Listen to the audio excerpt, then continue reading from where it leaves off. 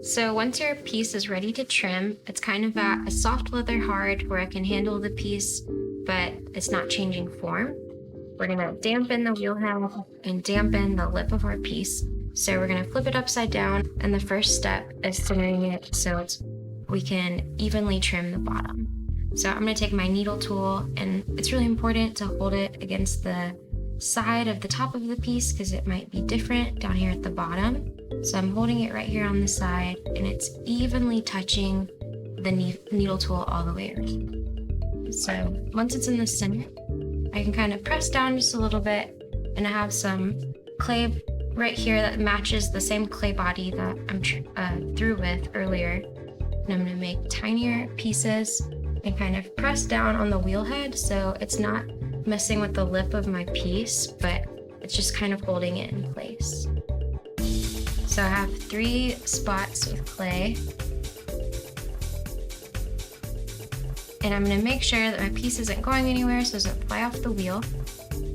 And from there, I always start with the bigger loop tool just by kind of cleaning off the bottom, making sure it's nice and even. And same thing on the side, getting any extra clay from those trim marks that I made before I took my piece off the wheel.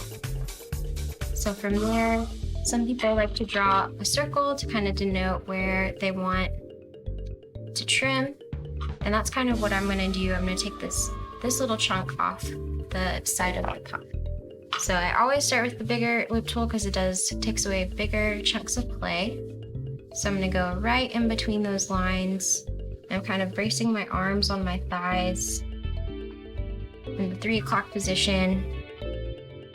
And from there, I can decide if I want like a taller foot, but I'm always gonna be working in the top quarter part of the pot. And I might kind of even up the side a little bit, but I'm never gonna go down so far where I mess up the form of the pot. Since this is a pretty basic cylinder, I'm gonna leave a basic foot on the bottom of the pot.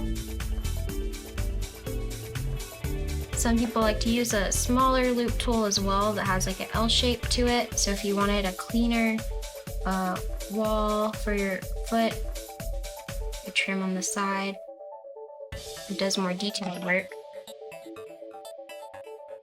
And I'm kind of just smoothing it out with my fingers, especially if it's a softer leather hard. And then this foot will help when we glaze the pot after it's been bisque fired, because this is the part that will sit on the kiln shelf. And so I'm leaving a little more than 1/4 of an inch right here, so it leaves room for the glaze to run.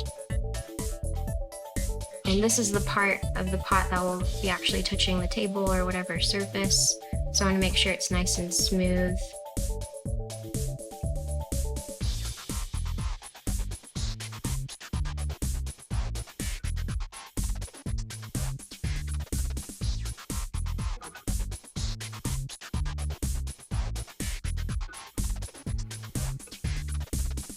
So once I kind of have the foot where I want it, I can take my rib, and I like using a stiffer rib for trimming, and I'll dampen it, make sure the edge is nice and clean before I put it on my pot.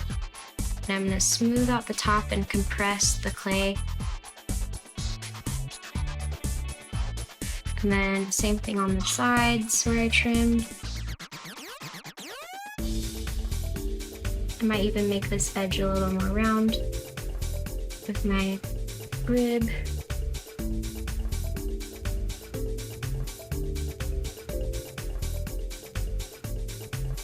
And then to keep this edge nice and soft, sometimes I dampen my finger and just kind of round it off.